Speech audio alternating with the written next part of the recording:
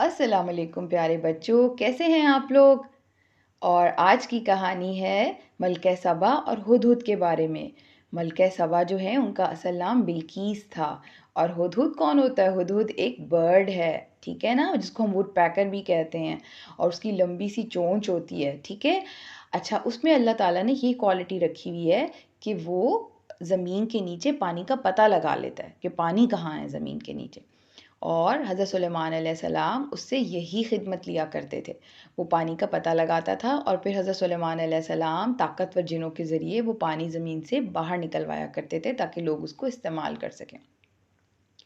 تو بچوں، ایک دن جب حضرت سلیمان علیہ السلام نے دربار لگایا تو اس میں سب تھے لیکن ہدہد نہیں تھا۔ تو وہ خفا ہوئے اور انہوں نے کہا، یہ ہدہد مجھے بتائے بغیر کہاں چلا گیا؟ اگر اس نے اپنے غیر حاضری کی کوئی ڈھنگ کی وجہ نہ بیان کی تو میں اس کو سخت سزا دوں گا۔ اتنے میں ہدہد آ گیا۔ اب ہدہد نے جناب کیا بتایا؟ اس نے بتایا کہ اے بادشاہ سلامت، میں تو ایک ایسی ملک کی خبر لایا ہوں جہاں پہ لوگ اللہ تعالیٰ کی بجائے سورج کی پوجا کرتے ہیں، اور وہاں ایک عورت حکومت کرتی ہے جس کا نام بلقیس ہے۔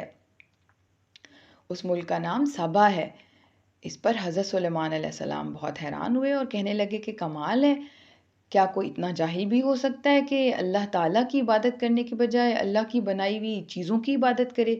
بہرحال اگر ایسا ہے تو ہم ان سے جنگ کریں گے، تم ان کے پاس ہمارا پیغام لے جاؤ۔ تو ہدہد کو جناب انہوں نے خط لکھ کے دیا، اور ہدہد وہ خط لے کے ملکہ سبا کے دربار میں پہنچا۔ اس نے وہ خط ملکہ کے آگے ڈالا اور خود ایک سائڈ پہ بیٹھ گیا۔ اب ملکہ نے جب خط پڑھا تو وہ تو حضرت سلیمان علیہ السلام کی طرف سے تھا، اور انہوں نے کہا تھا کہ بھائی تم ایک اللہ کی عبادت کرو، اور اگر تم ایسے نہیں کرو گی تو پھر ہم تم سے جنگ کریں گے۔ اس بات پر جناب ملکہ تھوڑی پریشان ہو گئی، اور اس کو اندازہ تو نہیں تھا کہ یہ بادشاہ کوئی بہت طاقتور بادشاہ ہے یا کس طرح کا بادشاہ ہے۔ اس نے اپنے درباریوں سے مشورہ کیا اور کہا کہ جب کوئی بادشاہ کسی ملک میں آتا ہے تو وہ وہاں کی فصلیں اجاڑ دیتا ہے، وہاں کے لوگوں کو، عزت داروں کو بے عزت کرتا ہے، تو میرا خیال ہے کہ ہم اس بادشاہ سے بات چیت کرنے کی کوشش کرتے ہیں۔ اس نے ہدہد کو جناب اس نے جو ہے اپنا قاصد بھیجا، ٹھیک ہے، پیغام دے کے، اور کہا بہت سارے تحائف لے جاؤ، دیکھتے ہیں اگر بادشاہ اس سے خوش ہو جائے تو۔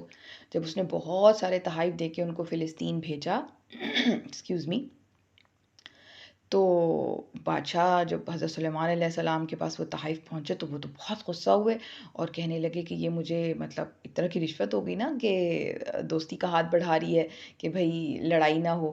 لیکن انہوں نے کہا مجھے تو اللہ نے اس سے بہت زیادہ دے رکھا ہے، مجھے ان چیزوں کی بالکل ضرورت نہیں، لیکن اللہ تعالیٰ کی ہی زمین پر ہم شرک کریں اللہ کے ساتھ، یہ گناہ ہے، بہت گناہ عظیم ہے۔ پتہ ہے نا آپ کو بیٹا، اللہ کے ساتھ کسی اور کو شریک ٹھہرانا، یہ کہنا کہ ہمیں اللہ نہیں یہ پال رہا ہے، یا ہمیں یہ سب نعمتیں اللہ نہیں یہ دے رہا ہے۔ وہ کوئی بھی ہو سکتا ہے، کوئی بت ہو سکتا ہے، کوئی انسان ہو سکتا ہے، سورج، چاند، ستارے، آگ، لوگ ڈیفرنٹ چیزوں کی پوجا کرتے ہیں۔ تو یہ شرک ہے اور بہت بڑا ظلم ہے، اسے قرآن پاک میں ظلم عظیم کہا گیا ہے، اور شرک کبھی معاف نہیں ہو سکتا، شرک کرنے والا جہنمی ہوتا ہے۔ اچھا، تو بیٹا ہم بات کر رہے تھے اس قاصد کی۔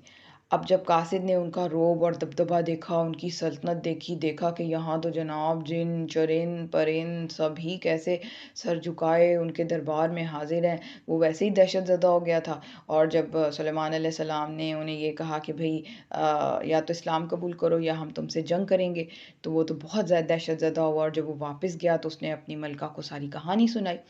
اب ملکہ نے جب یہ سنا تو انہوں نے کہا کہ ٹھیک ہے، ہم اسلام قبول کرنے کے لیے تیار ہیں۔ جب انہوں نے یہ پیغام بھیجا تو حضرت سلیمان علیہ السلام نے اپنے محل میں، اپنے دربار میں درباریوں سے پوچھا کہ کون ہے جو ملکہ سبا کا تخت جو ہے اس کے آنے سے پہلے میرے پاس لے آئے۔ ایک طاقتور جن نے کہا کہ میں بادشاہ سلامت آپ کے سامنے وہ تخت جو ہے آپ کے یہاں اٹھنے سے پہلے لا دوں گا۔ لیکن ایک انسان جس کے پاس کتاب کا علم تھا، اس نے کہا کہ میں تو پلک جھپکنے میں لا دوں گا۔ خیر وہ تخت جو ہے وہ لے آیا۔ اچھا، اس میں ایک امپورٹنٹ بات ہے کہ دیکھیں کتاب کا علم کتنا اہم ہے۔ قرآن پاک میں یہی words as it is use ہوئے ہیں کہ وہ جس کے پاس کتاب کا علم تھا، تو وہ انسان تھا لیکن اس کے پاس کتاب کا علم تھا۔ تو بیٹا ہمارے پاس بھی یہ کتاب ہے، اور اس میں بھی واقعی ہر علم ہے، ٹھیک ہے، لیکن ہم نے اس کو کبھی ڈھونڈا ہی نہیں، اس میں سے وہ علم ہم نے نکالنے کی کوشش ہی نہیں کی۔ ہم تو عربی میں پڑھتے ہیں نا، بس ہل ہل کے پڑھ لیا جی، قاری صاحب آئے ہیں پڑھ لیں، ٹھیک ہے نا؟ تو اس سے کچھ زیادہ ہونا چاہیے، ٹھیک ہے نا؟ نہ صرف یہ کہ ترجمے کے ساتھ بھی پڑھنا چاہیے، بلکہ پھر اس پہ غور و فکر کرنا چاہیے، تدبر کرنا چاہیے، ہر آیت کے اوپر سوچنا چاہیے کہ اللہ تعالیٰ اس میں کیا کہہ رہے ہیں، کیا میسج ہے اس میں چھپا ہوا، ٹھیک ہے نا؟ تو بیٹا جی پھر یہ ہوا کہ ملکہ سبا جو ہیں جب وہاں پہنچیں تو انہوں نے اپنا تخت وہاں پڑے دیکھا۔ حضرت سلیمان علیہ السلام نے ان کی انٹیلیجنس چیک کرنے کے لیے کہ کیا انہیں پتہ لگتا ہے کہ نہیں، انہیں بتایا، انہیں کہا کہ کیا یہ آپ کا تخت ہے، ان سے پوچھا تو وہ کہنے لگیں، وہ بھی بڑی انٹیلیجنٹ تھیں، تو انہوں نے نہ تو یہ کہا کہ نہیں میرا نہیں ہے، یا نہ یہ بھی نہیں کہا کہ ہاں میرا ہی ہے، بلکہ انہوں نے بہت انٹیلیجنٹلی کہا کہ ہاں لگتا تو ویسا ہی ہے، یا لگتا تو وہی ہے، ٹھیک ہے نا؟ اس پہ حضرت سلیمان علیہ السلام بھی ان کی انٹیلیجنس سے امپریس ہوئے، انہیں لگا کہ واقعی ایک ذہین خاتون ہے، اور پھر وہ ان کو ایک ایسے محل میں لے گئے جو سارے کا سارا شیشے کا بنا ہوا تھا، اس کی دیواروں کے آر پار دکھتا تھا، اور فرش بھی ایسی شیشے کا تھا، اور فرش کے نیچے جو ہے وہ پانی چھوڑا گیا تھا۔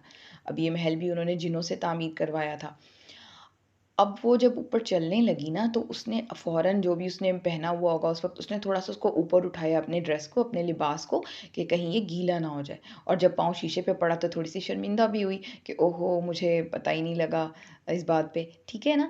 اب جب اس نے یہ سب دیکھا تو یہ سب دیکھ کر اس نے اسلام قبول کر لیا، کیونکہ وہ جان گئی کہ حضرت سلیمان علیہ السلام صرف بادشاہ نہیں بلکہ اللہ کے نبی بھی ہیں۔ تو بچوں یہ تھی کہانی ہدہد اور ملکہ سبا کی، ٹھیک ہے نا؟ اب آپ نے اپنے ماما بابا کا خوب خیال رکھنا ہے، بہن بھائیوں کا خیال رکھنا ہے، اور اللہ حافظ۔